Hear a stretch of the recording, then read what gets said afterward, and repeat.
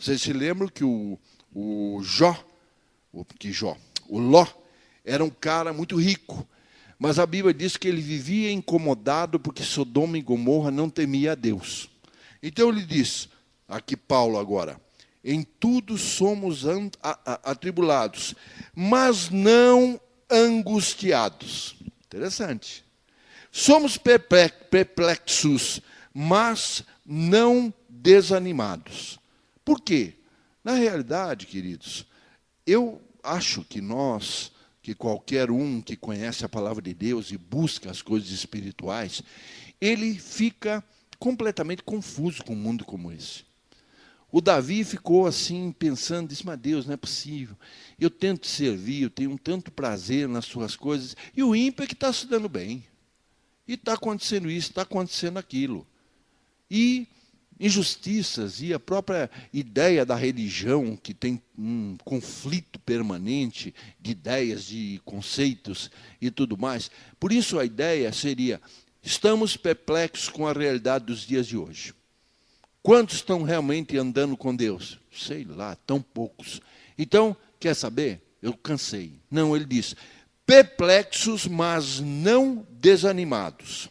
Daí ele continua, perseguidos, mas não desamparados, abatidos, mas não destruídos. Segundo Timóteo 3,12, diz assim, qualquer pessoa que quiser andar com fidelidade diante de Deus será perseguida. Esse é um tipo de previsão, de profecia, também não muito agradável, mas, na realidade, ela demonstra que, hoje em dia, esta coligação tão grande entre política, poder temporal e igreja não combina com as expectativas da palavra de Deus. Andar com Deus não é porque eu sou perseguido, porque eu estou concorrendo com fulano Beltrano em nome da religião, isso é outro problema. Eu estou brigando com... Isso é outra história. Ele fala de perseguição porque andar com Deus de uma forma realmente firme é algo que não agrada nem o diabo, nem o mundo, nem coisa nenhuma. Mas ele diz que, embora perseguidos, eles não somos desamparados. Embora abatidos, não somos destruídos. Isto nos lembra uma história, que eu vou ainda retocar nela no dia de hoje, de José. José foi uma pessoa completamente malhado, mas ele não desistiu dos seus objetivos, da sua visão de Deus. E lá no livro de Isaías 45, fala da pessoa que anda com Deus, que é tal qual um muro de metal. O pessoal pode bater, pode atacar, não haverá uma fórmula de derrubá-lo, porque ele é mais forte do que os inimigos. E ele conclui dizendo, porque em tudo isto, que é por amor de vós, para que a graça seja multiplicada no meio de muitos, e faça abundar a ação das graças para a glória de Deus. Então veja o que acontece.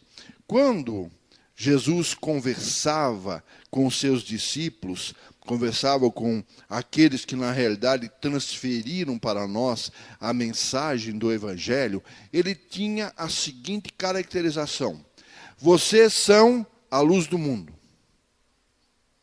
Todas as considerações relativas ao mundo, relativas aos seres naturais, afirma que haviam trevas colocadas sobre a terra, como existe hoje.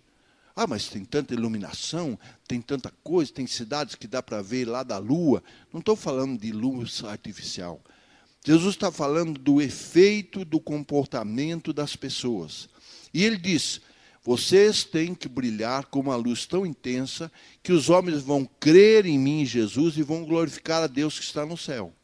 Então, o que ele está dizendo aqui?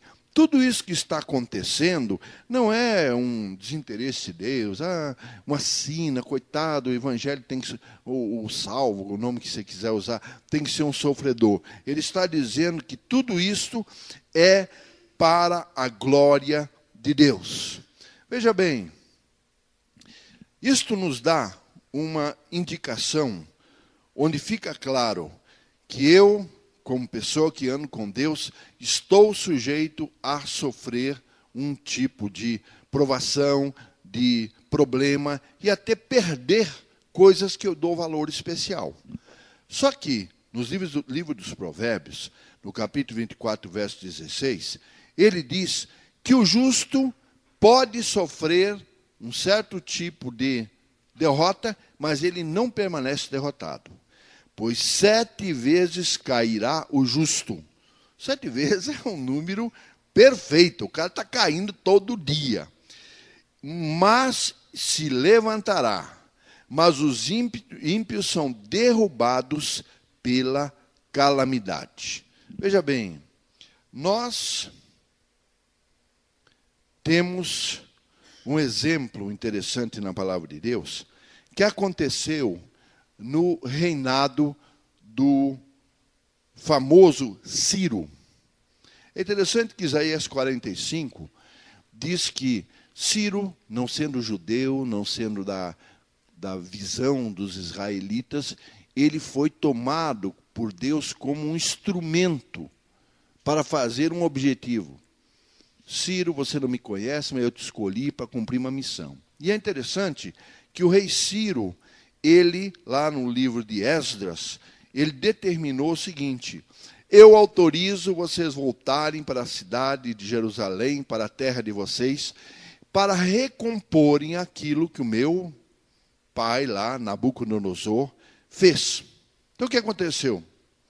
No momento em que eles voltaram e encontraram a cidade, que era uma droga de cidade, né? Muro rachado, sem porta, tudo ruim.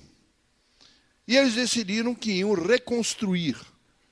Veja que o simbolismo que está envolvido na reconstrução dessa cidade é a mesma ideia de restaurar o domínio de Deus na nossa vida, na cidade, na família, em qualquer coisa desse tipo. Aí começou, logo que eles chegaram, começou um trabalho muito, muito especial de todos os inimigos que habitavam aquela região, que agora estava abandonada, que os israelitas tinham sido dominados pelos babilônios, e eles começaram a trabalhar em cima. Primeira proposta deles, o que foi? Olha, vocês vão reconstruir? Vamos. Então faz uma coisa, vamos reconstruir juntos. Eu tenho sempre dito a vocês, o diabo não é uma antítese, não é um lado oposto de Deus. O diabo é um ser criado por Deus, que tem como pretensão ser semelhante a Deus, e ele gosta de se transformar, sabe, naquele anjinho de luz e, passar a conversa. Ah, é? Você está fazendo o que na igreja? Nós estamos aqui pregando Cristo. Oh, legal, gosto muito de Jesus, Jesus é legal. Eu tenho aqui um Jesus especial, feito à medida aí, inclusive um Jesus moderno, bem mundano e tal, e vai levando na conversa. Esse foi o propósito daqueles caras. Está em Esdras, capítulo 4. E o que aconteceu? Eles, israelitas, disseram não. Nós temos uma missão diante de Deus, vamos fazer isto por nós mesmos. Aí, então veja o que diz o verso 4 desse capítulo 4 de Esdras. Então o povo da terra pôs-se a desanimar o povo de Judá e atemorizá-lo para que não continuasse a construir. Você veja, o trabalho deles foi tão complicado que parou aquilo que tinha sido começado até o reinado de outro dos reis da Babilônia, Dario. E Neemias, vocês sabem, foi um dos que se dedicou a este tipo de construção. E o que diz Neemias no capítulo 4? Quando Sanbalaque ouviu que reedificávamos o muro, ardeu em ira e se indignou muito e escarneceu dos judeus.